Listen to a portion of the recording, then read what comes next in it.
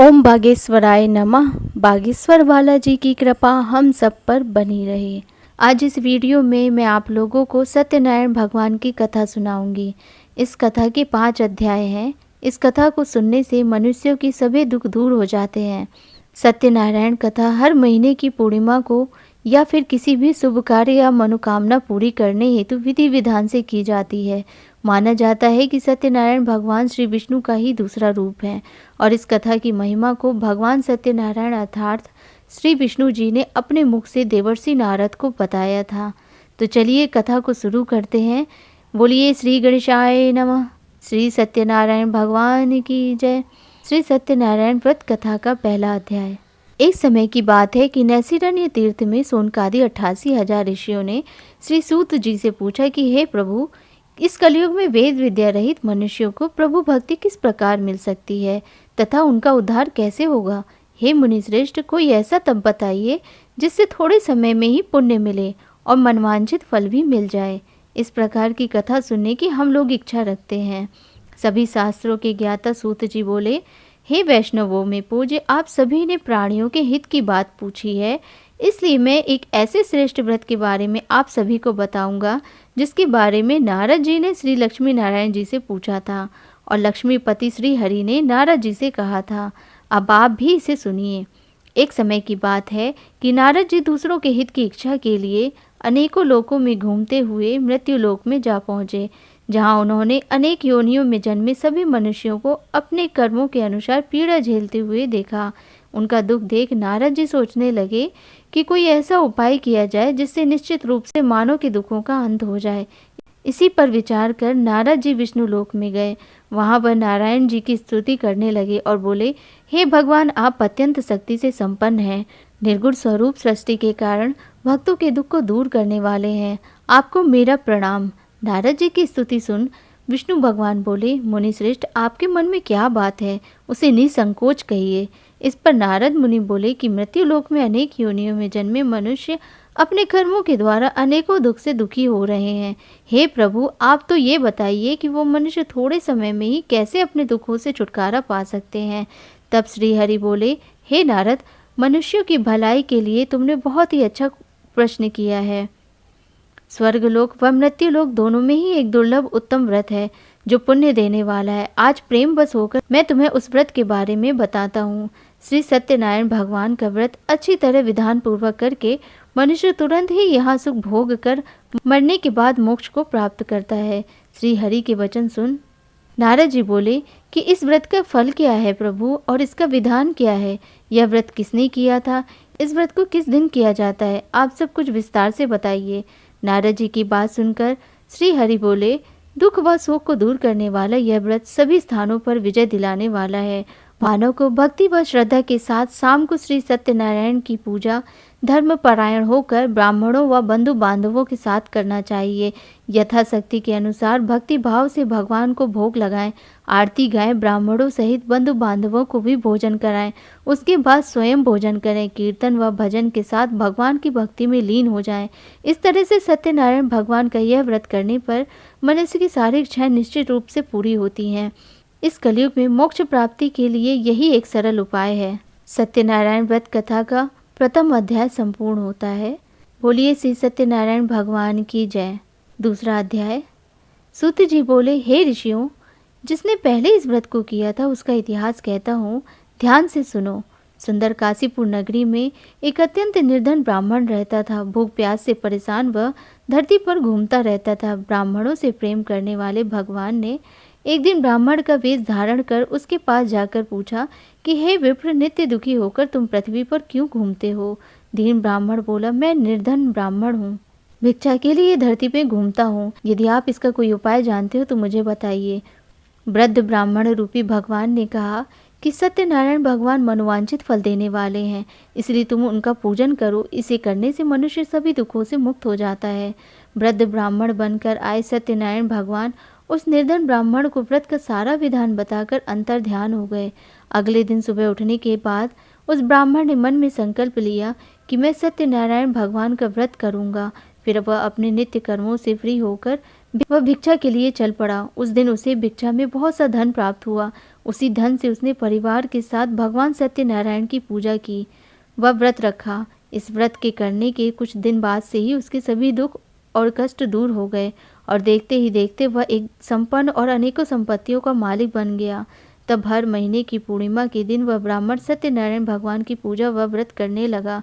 इस प्रकार सत्यनारायण भगवान के इस व्रत को करने से वह श्रेष्ठ ब्राह्मण सभी पापों और गरीबी से मुक्त हो गया और उसने मोक्ष को प्राप्त किया।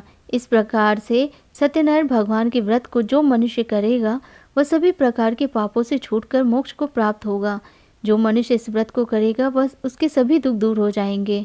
सूत जी बोले कि इस तरह से नारायण जी ने जो नारद जी से व्रत कहा था वो मैंने आप लोगों को बताया। विप्र, मैं अब आपसे क्या कहूँ? ऋषि बोले, हे मुनिवर, संसार में उस विप्र से सुनकर यह व्रत किस किस ने किया था, हम सब इस बात को सुनना चाहते हैं। इसके लिए हमारे मन में श्रद्धा का भाव है। सूत जी बोले, हे मुनियों, जिसने इस व्रत को किया है वह सब सुनो। एक समय वही विप्र धन व ऐश्वर्य के अनुसार अपने बांधवों के साथ इस व्रत को करने को तैयार हुआ। उसी समय एक लकड़ी बेचने वाला बूढ़ा आदमी आया और लकड़ियां बाहर रखकर अंदर ब्राह्मण के घर में गया।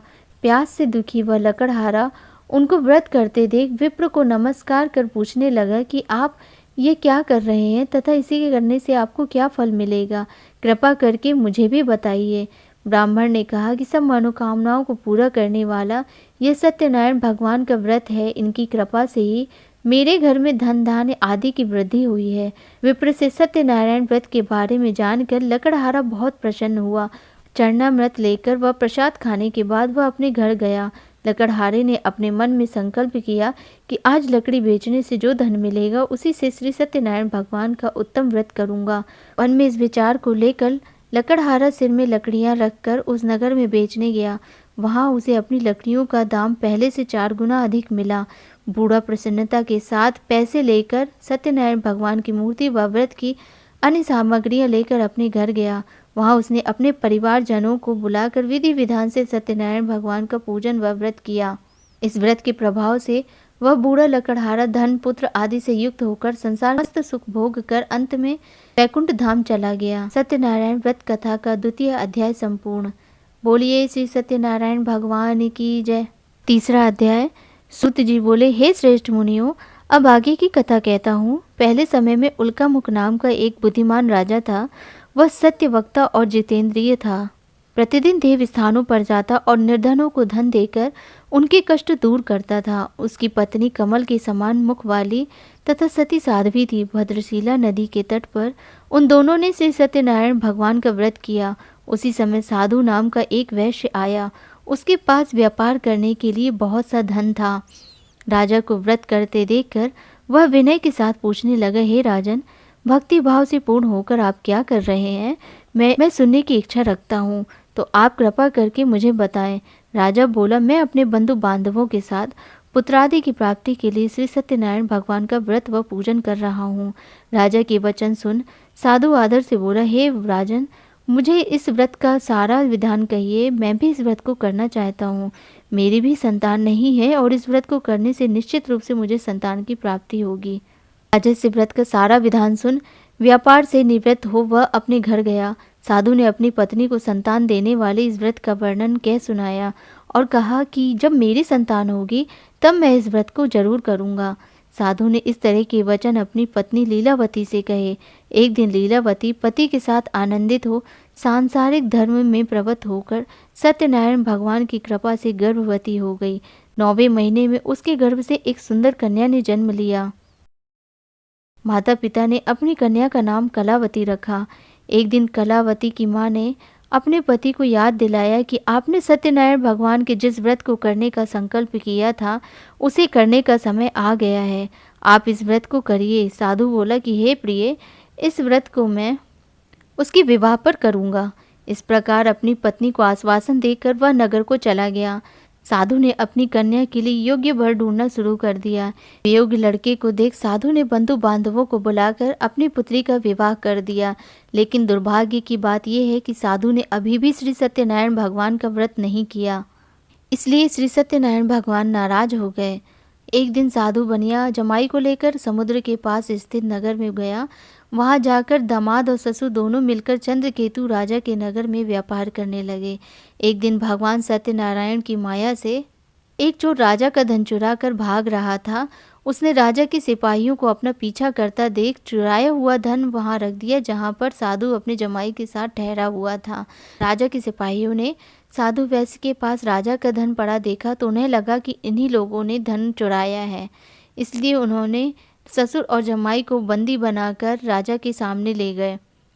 तब राजा की आज्ञा से उन दोनों को कठिन कारावास में डाल दिया गया और उनका सारा धन भी छीन लिया गया। जब साधु की पत्नी को ये सब पता चला तो साधु की पत्नी बहुत दुखी हुई।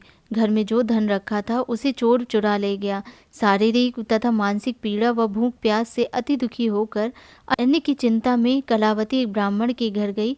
वहां उसने श्री सत्यनारायण भगवान का व्रत होते देखा। फिर कथा भी सुनी। वह प्रसाद ग्रहण कर घर आ गई। माता लीलावती ने कलावती से पूछा कि हे पुत्री, अब तक तुम कहाँ थी? तेरे मन में क्या है? कलावती ने अपनी माता से कहा, हे माता, मैंने एक ब्राह्मण के घर में श्री सत्यनारायण भगवान का व्रत देखा है। कन्या के वचन सुन लीलावती भगवान के पूजन की तैयारी करने लगी।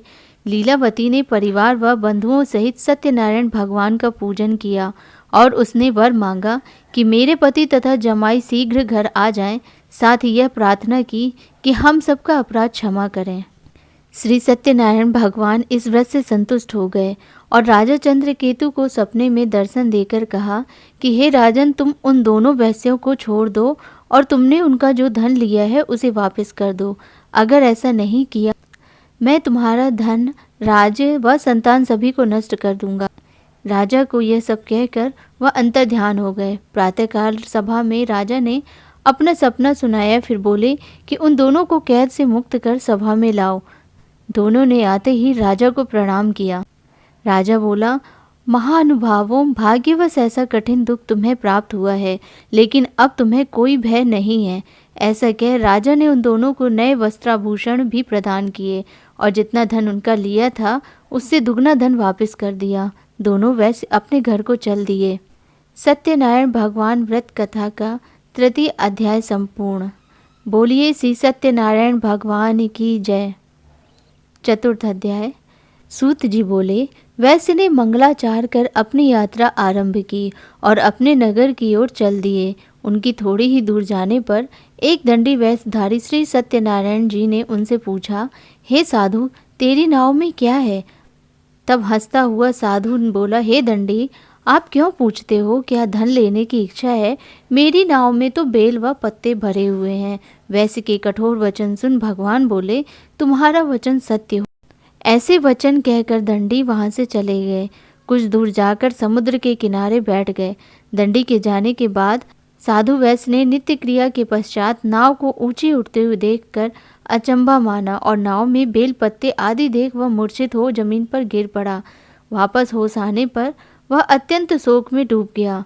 तब उसका दामाद बोला कि आप शोक न मनाएं, यह दंडी का शाप है, इसलिए हमें उनकी शरण में जाना चाहिए, तभी हमारी मनोकामना पूरी होगी। दामाद की बात सुनकर वह दंडी के पास पहुंचा और अत्यंत भक्ति भाव से नमस्कार करके बोला, मैंने आपसे जो असत्य वचन कहे थे उसके लिए मुझे क्षमा दें। ऐसा कहकर वह रोने लगा। तब दंडी भगवान बोले, हे वणिक पुत्र, मेरी आज्ञा से बार बार तुम्हें दुख प्राप्त हुआ है। तू मेरी पूजा से विमुख हुआ। साधु बोला, हे भगवान, आपकी माया से ब्रह्मा आदि देवता भी आपके रूप को नहीं जानते, तब मैं अज्ञानी कैसे जान सकता हूँ? आप प्रसन्न होइए। अब मैं सामर्थ्य के अनुसार आपकी पूजा करूँगा। मेरी रक्षा करो और पहले के समान नौका में धन भर दो। साधु वैश्य के भक्ति पूर्वक वचन सुनकर भगवान प्रसन्न हो गए और उसकी इच्छानुसार वरदान देकर अंतर्ध्यान हो गए। ससुर जमाई दोनों जब नाव पर आए तो नाव धन से भरी हुई मिली। फिर वहीं अपने अन्य साथियों के साथ सत्यनारायण भगवान का पूजन कर अपने नगर को चल दिए। जब नगर के नज़दीक पहुँचे तो दूत को अपने घर पर खबर करने के लिए भेज दिया। दूत साधु की पत्नी को प्रणाम कर कहता है कि मालिक अपने दामाद सहित नगर के निकट आ गए हैं। दूत की बात सुन साधु की पत्नी लीलावती ने बड़े हर्ष के साथ सत्यनारायण भगवान का पूजन कर अपनी पुत्री कलावती से कहा कि मैं अपने पति के दर्शन को जाती हूँ, तू कार्य पूर्ण कर शीघ्र आ जाना। माँ के ऐसे वचन सुन कलावती जल्दी में प्रसाद छोड़कर अपने पति के पास चली गई। प्रसाद की अवज्ञा के कारण श्री सत्यनारायण भगवान रुष्ट हो गए और नाव सहित उसके पति को पानी में डुबो दिया। कलावती अपने पति को वहां ना पाकर रोती हुई जमीन पर गिर गई। नौका को डूबा हुआ देख, वह कन्या को रोता हुआ देख साधु दुखी होकर बोला कि हे प्रभु, मुझसे तथा मेरे परिवार से जो भी भूल हुई है उसे क्षमा करें। साधु के दीन वचन सुनकर श्री सत्यनारायण भगवान प्रसन्न हो गए और आकाशवाणी हुई कि हे साधु, तेरी कन्या मेरे प्रसाद को छोड़कर आई है, इसलिए उसका पति अदृश्य हो गया है। यदि वह घर जाकर प्रसाद खाकर लौटती है तो इसे उसका पति अवश्य मिलेगा। प्रसाद ग्रहण करने के बाद जब वो वापस आई तो अपने पति के दर्शन करके अत्यंत प्रसन्न हुई। उसके बाद साधु अपने बंधु बांधवों सहित श्री सत्यनारायण भगवान का विधि विधान से पूजन किया। इस लोक का सुख भोग वह अंत में स्वर्ग को गमन किया। श्री सत्यनारायण भगवान व्रत कथा का 4th अध्याय संपूर्ण। बोलिए श्री सत्यनारायण भगवान की जय। 5वां अध्याय। सूत जी बोले, हे ऋषियों, मैं और भी एक कथा सुनाता हूँ, उसे भी ध्यान पूर्वक सुनो। प्रजा पालन में लीन तुंगध्वज नाम का एक राजा था। उसने भी भगवान का प्रसाद त्याग कर बहुत ही दुख सहन किया। एक बार जंगल में जाकर पशुओं को मारकर वह बड़ के पेड़ के नीचे आया। वहां उसने ग्वालों को भक्ति भाव से अपने बंधुओं सहित सत्यनारायण भगवान का पूजन करते देखा। अभिमानवश राजा ने उन्हें देखकर भी पूजा स्थान में नहीं गया और ना ही उसने भगवान को प्रणाम किया। ग्वालों ने राजा को प्रसाद दिया, लेकिन उसने वह प्रसाद नहीं खाया और प्रसाद को वहीं छोड़ वह अपने नगर को चला गया। जब वह नगर में पहुंचा तो वह सब कुछ तहस नहस हुआ पाया, तो वह शीघ्र ही समझ गया कि यह सब भगवान के अनादर का ही परिणाम है। वह दोबारा ग्वालों के पास पहुंचा और विधि पूर्वक पूजा करके प्रसाद खाया तो श्री सत्यनारायण भगवान की कृपा से सब कुछ पहले जैसा हो गया। दीर्घ काल तक सुख भोगने के बाद मरणोपरांत उसे स्वर्ग लोक की प्राप्ति हुई। जो मनुष्य परम दुर्लभ इस व्रत को करेगा तो भगवान सत्यनारायण की अनुकंपा से उसे धन्य धान की प्राप्ति होगी। निर्धन धनी हो जाता है और भय से मुक्त हो जीवन जीता है। संतानहीन मनुष्य को संतान सुख मिलता है और सारे मनोरथ पूर्ण होने पर मानव अंत काल में वैकुंठ धाम को जाता है। तब सूत जी बोले, जिन्होंने पहले इस व्रत को किया है, अब उनके दूसरे जन्म की कथा कहता हूँ। वृद्ध सतानंद ब्राह्मण ने सुदामा का जन्म लेकर मोक्ष की प्राप्ति की। लकड़हारे ने अगले जन्म में निषाद बनकर मोक्ष प्राप्ति किया। उल्कामुख नाम का राजा दशरथ होकर बैकुंठ को गए। साधु नाम के वैश्य ने मोरध्वज बनकर अपने पुत्र को आरे से चीरकर मोक्ष पाया। महाराज तुंगध्वज ने स्वयंभू होकर भगवान में भक्ति पूर्वक हो कर्म कर मोक्ष पाया। कथा सुनने के बाद सभी ने श्री हरि का झुककर प्रणाम किया। कथा सुनने के बाद सबको प्रसाद लेकर जाना चाहिए और हृदय से उनका मनन करते हुए जयकार बोलना चाहिए। बोलो श्री सत्यनारायण भगवान की जय। आपको मेरे द्वारा बताई हुई श्री सत्यनारायण भगवान की कथा अच्छी लगी हो तो प्लीज़ मेरे चैनल को लाइक करिएगा, शेयर करिएगा, सब्सक्राइब करिएगा। धन्यवाद।